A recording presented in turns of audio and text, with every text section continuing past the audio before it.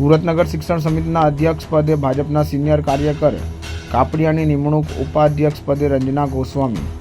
સુરતમાં છેલ્લા કેટલાક સમયથી નગર પ્રાથમિક શિક્ષણ સમિતિના અધ્યક્ષ પદે કોની નિમણૂક કરવામાં આવશે તે અંગે અનેક અટકળો ચાલી રહી હતી।